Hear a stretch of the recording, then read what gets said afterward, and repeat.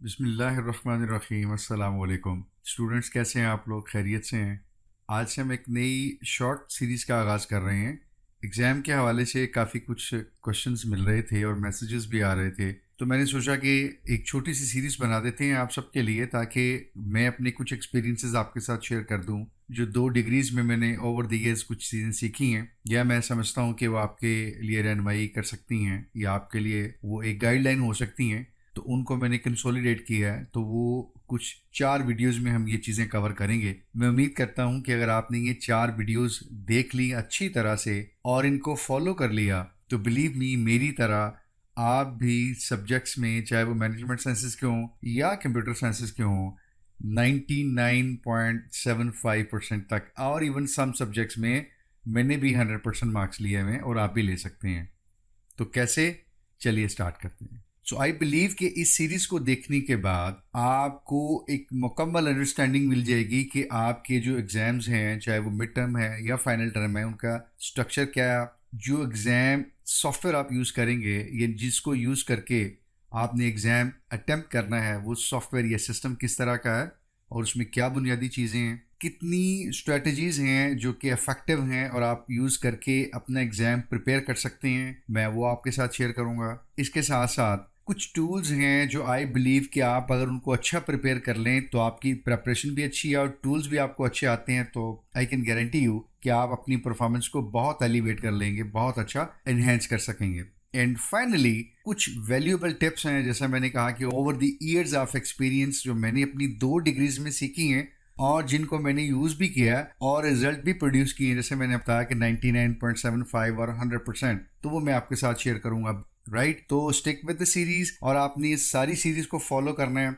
समझना है तो आपने वीडियो को दोबारा देखना है, बिल्कुल तसल्ली से, आराम से चीज़ों को नोट डाउन करना है और इन्हीं चीज़ों को आपने फॉलो करते जाना है। इंशाल्लाह success will be yours, I believe. तो पार्ट 1 में हमें सिर्फ 2 चीज़ें देखनी होंगी। एक कि आपका जो मिड फाइनल टर्म के एग्जाम का स्ट्रक्चर क्या होगा, और उसके बाद जो सिस्टम आपने यूज़ करना है, क्विक जो है ना, वो एक ओवरव्यू ले लेंगे कि इस सिस्टम में क्या चीज़ें और आपने इनको कैसे यूज़ करना है। तो पहले आपको ये याद रखना है कि ये एग्जाम जो आप देने जा रहे हैं ये सॉफ्टवेयर के ऊपर होगा, ट्रेडिशनली कागज़ पेंसिल या उसके ऊपर पीस ऑफ पेपर के ऊपर नहीं होगा। तो लिंक आपके साथ शेयर कर रहा हूँ मैं, यूनिवर्सिटी की वेबसाइट पे भी है, आप खुद जाके भी यहाँ से क्लिक करके जा सकते हैं इस वेबसाइट के ऊपर और इस सॉफ्टवेयर को खुद यूज़ कर सकते हैं। और आपको चाहिए कि आप एग्ज़ाम से पहले कम से कम इसको 2-3 बार आप इसको खुद यूज़ करें, इसको नेविगेट करें, इसको ब्राउज़ करें और अपने आप को इससे फेमिलियर करें। ठीक है, मैंने देखा है कि स्टूडेंट्स का एग्जाम तो प्रिपेयर होता है लेकिन सॉफ्टवेयर को पहली दफ़ा यूज़ कर रहे होते हैं, तो लिमिटेड टाइम में वो इतना अच्छा कंटेंट को रीजनरेट नहीं कर सकते, एग्जाम अटेम्प्ट नहीं कर सकते। अहम चीज़ें जो आपको देखनी है कि इसमें अपने लॉगिन कैसे करना है,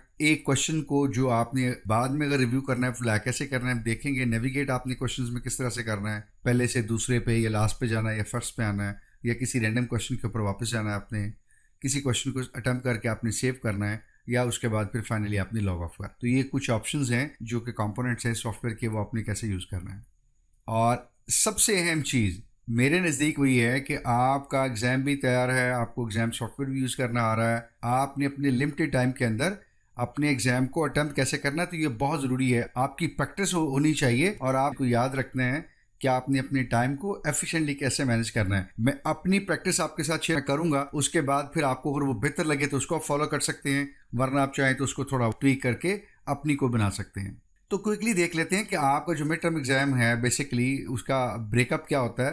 तो आपके पास 2 सेक्शन होते हैं, एक ऑब्जेक्टिव होता है और एक सब्जेक्टिव होता है। तो एमसीक्यूज या ऑब्जेक्टिव में आपके पास एक सब्जेक्ट के 27 या 28 क्वेश्चंस आपको गिवन होते हैं और एक क्वेश्चन 1 नंबर का होता है। आपको एटलीस्ट उनमें से 22 अटैम्प्ट करने होते हैं। आप चाहें तो सारे भी कर सकते हैं। राइट, प्रैक्टिस अगर आपकी अच्छी होगी तो आप सारे कर सकेंगे, लेकिन अगर आपका कंटेंट प्रिपेयर नहीं और प्रैक्टिस नहीं है तो शायद आप 20 या 22 भी मुश्किल से कर सकें। अगर ये सारे करते हैं तो सब्जेक्टिव जो है वो थोड़ा सा ट्रेड ऑफ हो जाएगा, तो ये आपको बहुत बैलेंस आउट करना पड़ेगा चीज़ों को। तो 22 मार्क्स आपको यहाँ से मिल जाएंगे। सब्जेक्टिव में 2 तरह के सवाल होते हैं, एक 3 नंबर का होता है और एक 5 नंबर का होता है। तो 3 मार्क्स से जो क्वेश्चन होंगे वो 3 गिवन होंगे आपको और आपको उसमें से 2 करने पड़ेंगे। तो यूँ आपके यहाँ से 6 नंबर मिलेंगे आपको।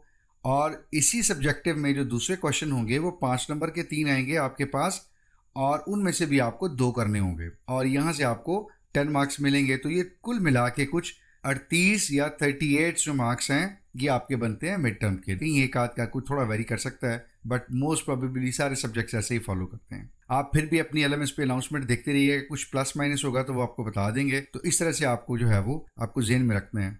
तो अभी हम बात कर रहे थे कि टाइम आपको मैनेज कैसे करना है। ठीक है, आपको 1 घंटा गिवन होगा, तो 60 मिनट्स के अंदर आपको ये पूरा एग्जाम जो है ना वो आपका मिड टर्म का वो आपने यानी 27 MCQs, 3 क्वेश्चंस 3 मार्क्स के और 3 क्वेश्चन 5 मार्क्स के, 33 क्वेश्चंस गिवन होंगे। इसमें आपको 22 +2 और +2 26 क्वेश्चंस करने होंगे इस 60 मिनट के अंदर। तो टाइम थोड़ा सा शॉर्ट है, क्रिटिकली आपको देखना होगा कि आपको टाइम कैसे मैनेज करना होगा। तो एक छोटी सी गाइडलाइन मैं आपके साथ शेयर कर रहा हूँ। आप अपनी टाइमलाइन को ऐसे मैनेज कर सकते हैं कि जैसे ही आप लॉग इन करते हैं तो आपके पास 59 मिनट्स होते हैं। इनफैक्ट 1 मिनट में मैं ज्यूम कर रहा हूँ कि आप लॉग इन करते हैं, तो लॉग इन करने के बाद आपको 22 MCQs जो है ना वो अटेम्प्ट करनी होती है कम से कम। आपकी MCQs इतनी अच्छी प्रिपेयर होनी चाहिए कि आप 37 मिनट्स तक यानी 22 मिनट्स में अपने 22 MCQs जो है वो आपने फुल अटेम्प्ट कर लेने हैं। उसके बाद 3 नंबर के जो आपको 3 क्वेश्चंस गिवन होंगे और उसमें आपने 2 करने होंगे। तो उसके लिए आप क्या करें, 6 मिनट्स हैं वो आप एक के लिए रख सकते हैं।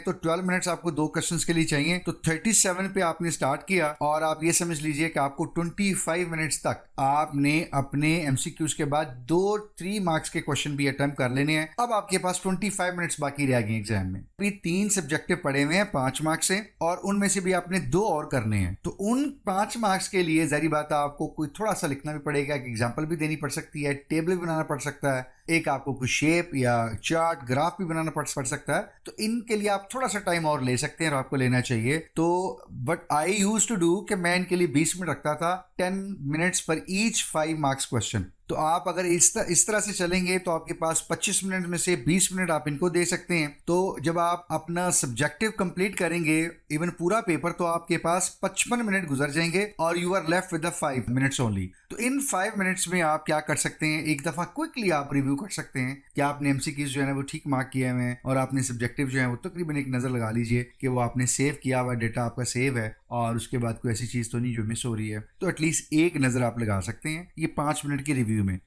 This is something that I followed, और मैं अपना एक अच्छा कंटेंट पूरे टाइम में लिख लिया करता था। आप चाहें तो इसको थोड़ा बहुत ऊपर नीचे कर सकते हैं, but you should at least design और प्लान ए टाइमलाइन। मैं आपको ये एडवाइस कर रहा हूं कि आप अपनी टाइमलाइन को जरूर प्लान करें।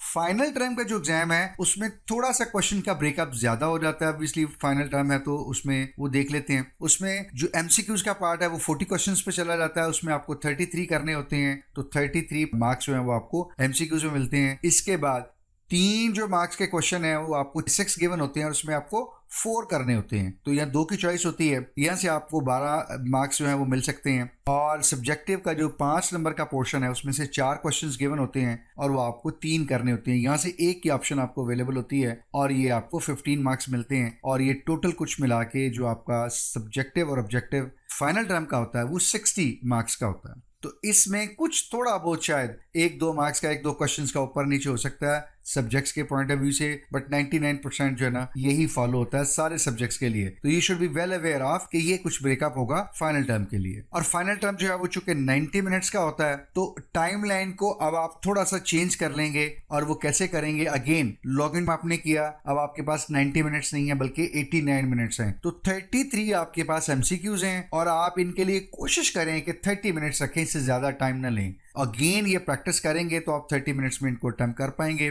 89 मिनट से आप स्टार्ट करते हैं तो आपने आधे घंटे में अपनी MCQ सेक्शन कर लिया है। अब आपके पास 1 घंटा है। इस 1 घंटे में आपने 4 क्वेश्चंस 3 नंबर के करने हैं और 3 क्वेश्चंस 5 नंबर के करने हैं। तो 7 क्वेश्चंस अभी आपने अटेम्प्ट करने हैं 1 घंटे में, वो आपके सब्जेक्टिव पार्ट के वो रहते हैं। आप क्या कर सकते हैं, 4 क्वेश्चन जो आपके 3 नंबर के हैं इनमें से अगेन 6 मिनट आप ले सकते हैं एक क्वेश्चन के लिए, और 24 मिनट्स आपको चाहिए सब्जेक्टिव के 3 मार्क्स के क्वेश्चन जो आपने 4 करने हैं। तो यूं आप 35 मिनट्स आपके पास रह जाएंगे जब आप अगर 6-6 मिनट का ब्रेकअप लेके आ रहे हैं अपने 3 मार्क्स के क्वेश्चंस के लिए। जब आप अपने MCQs और सब्जेक्टिव 3 नंबर के 4 क्वेश्चंस कर चुके होंगे तब आपके पास 35 मिनट बच जाएंगे। भी 3 क्वेश्चंस करने हैं 5 नंबर के, तो 10 मिनट अगर आप देंगे तो आपको आधा घंटा भी और लगेगा जो आपका सब्जेक्टिव पार्ट रहता है 5 नंबर का 3 क्वेश्चंस का। आप वो कर लेंगे और you will be left only hardly 5 minutes जिसमें आपको रिव्यू करना होगा। फाइनल टर्म चुके तकरीबन कुछ आप अंदाजा कर सकते हैं। 5 मिनट में रिव्यू बहुत मुश्किल है, बट आपको वो क्वेश्चन सिर्फ देख लेने हैं अगर आप रिव्यू करना चाहते हैं जो आपने फ्लैग किए हुए हैं, राइट। और अगर आप इससे अच्छा जल्दी क्विक कर पाएं तो आप अपने सारे पेपर को रिव्यू कर सकते हैं। बट नॉर्मली मैंने ऑब्जर्व किया है कि अगर आपने अच्छा कंटेंट लिखना हो तो आपके पास हार्डली 5 या 7 मिनट बचते हैं, और आप कोशिश करें कि उसमें से जो टेक्निकल कुछ क्वेश्चंस हैं, जो फार्मूला वाले हैं, मैथमेटिकल हैं, या कोई डायग्राम है या आपने फ्लैग किया हुआ है, सिर्फ उनको रिव्यू करें, बिकॉज आपके पास टाइम नहीं बचता। अगेन आइडिया यहाँ से यही है कि आपने अपनी टाइमलाइन मैनेज करनी है कि किस तरह से आपने प्रैक्टिस करनी होगी। नेक्स्ट पार्ट में हम देखेंगे कि स्ट्रेटेजीज हमें क्या अप्लाई करनी होगी या यूज करनी चाहिए कि हम अपने एग्जाम को अच्छा प्रिपेयर कर सकेंगे। इस पार्ट से रिलेटेड कोई क्वेश्चन हो आपका, कोई सजेशन हो, कोई फीडबैक हो, कुछ शेयर करना चाहें या कोई कमेंट करना चाहें तो वीडियो का कमेंट सेक्शन में जरूर कीजिएगा। हम कोशिश करेंगे कि आपकी जो फीडबैक है उसको हम आने वाली वीडियोस में इनकॉर्पोरेट करें और आपके लिए कंटेंट जो हम प्रोड्यूस करते हैं उसको बेहतर और अच्छा बनाने की कोशिश करें। अपना ख्याल रखिएगा। I will talk to you इंशाल्लाह in part 2, effective strategies how to prepare our exam इंशाल्लाह। मीनवाइल टेक केयर, अल्लाह हाफिज, अस्सलाम वालेकुम।